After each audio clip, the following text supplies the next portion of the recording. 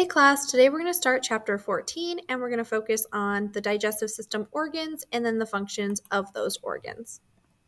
So, what exactly is the digestive system? Well, the digestive system breaks down food for different processes that the body needs, such as making ATP, which is energy that your body needs. It also gets rid of any materials that your body doesn't use, such as fiber. Now, how is it able to do this? Well, we do this in several different ways. For example, chewing our food helps break it down into smaller pieces. Then we have enzymes in our body to help digest that food into workable nutrients. And then within our digestive system, it is transported to the blood by being absorbed by the blood. Why do we need this? Well, it's essential to have enough energy and to have the building blocks required in order to maintain life.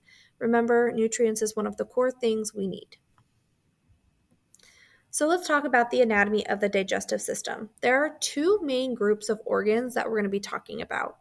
The first group is organs that belong to the alimentary canal, or we call this the gastrointestinal tract or GI tract. This is a continuous coiled and it's a hollow tube. These organs basically take in food, break it down into the nutrients, absorb those nutrients, and then gets rid of any unwanted materials in the form of feces. The second major group are called accessory digestive organs. So these necessarily aren't part of your digestive tract, but they do still help break down food, such as teeth, tongue, and there's a lot of large digestive glands, and these digestive glands include things like your salivary glands and also your pancreas. These, again, assist digestion in a different variety of ways. So this is an overall picture of your alimentary canal along with your accessory organs.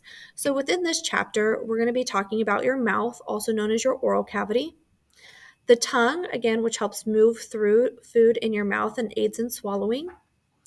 We have our salivary glands that release saliva, our pharynx, which we've heard before, remember that is our throat. Then we have our esophagus, where food travels down, where it will empty into our stomach, where more digestion takes place. From our stomach, things move to our small intestine. So our small intestine is this big middle region here. So it moves all through this middle region. And then from our small intestine, it actually connects with the large intestine. So the large intestine is this outside part where it will be emptied out of goes through your rectum and then out of your anus.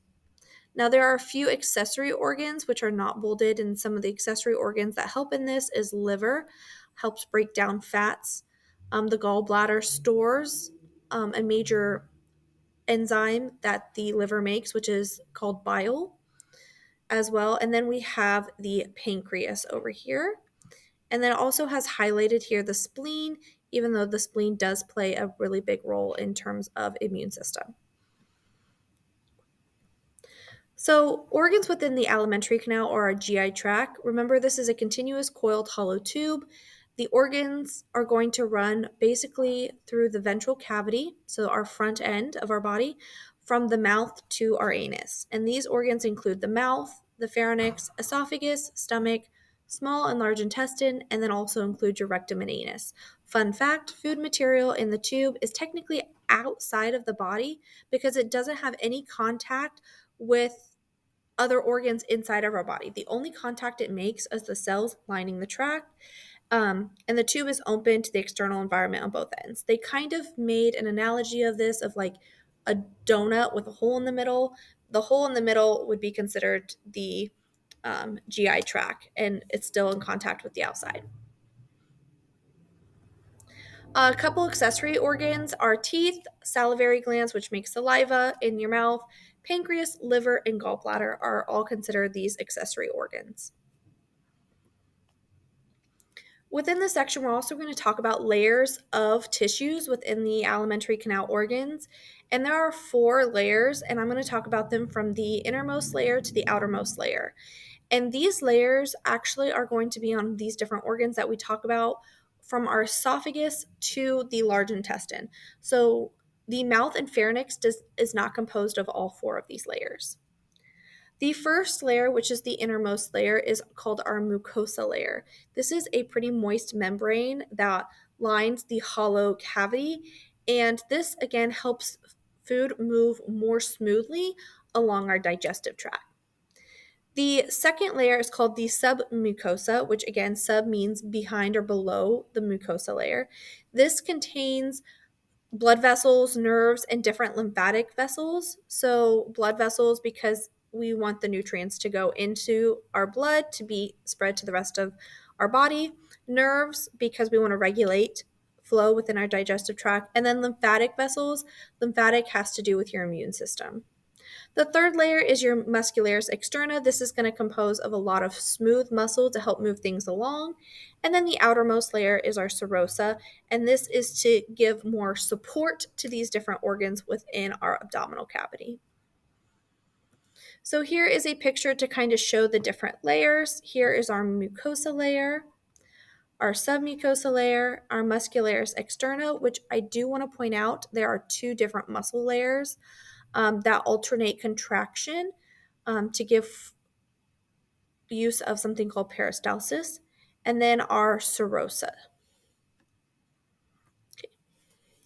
One thing I do want to point out is that the alimentary canal wall with all of these four different layers contains two intrinsic nerve plexuses that help basically regulate flow of our digestive system. And these are going to be part of our autonomic nervous system, which means our body automatically adjusts digestion based on the needs of the body. These two different nerve plexus that are part of this region are called the submucosal nerve plexus and the mesenteric nerve plexus. And again, what these do is to regulate the mobility and the different secretory or release of secretions into our GI tract. So if we're looking at this layer, our intrinsic nerve plexuses are pointed out here. Again, nerves are usually illustrated on as yellow in your pictures. The last thing that we're going to talk about is how is our digestive system controlled? So our digestive system, we said, is part of our autonomic nervous system, which means our body automatically does take care of a lot of these functions. And specifically, the division of the autonomic nervous system that this comes from is our parasympathetic division. So remember, parasympathetic is our resting and digesting system. And this part of our nervous system responds to a number of different stimuli from our environment. A couple of stimuli that it is going to respond to is, for example, the stretch of our organs by food. So our stomach actually has folds and it can stretch out, and that gives a signal, hey, I need to start digestion. Also, the pH of the contents, so how acidic or basic the contents in our stomach are, also give rise to, do we need to start digestion? And also if there is a presence of a certain product in digestion. Now, stimuli causes a couple of different things to happen. It will cause glands to secrete different digestive juices or hormones to start digestion or to aid in digestion. Also, it will also stimulate smooth muscles to begin mixing and propelling things along our digestive tract as well. And that's the end of today's lesson. If anyone has any questions, please make sure that you ask, and I hope you guys have a great day.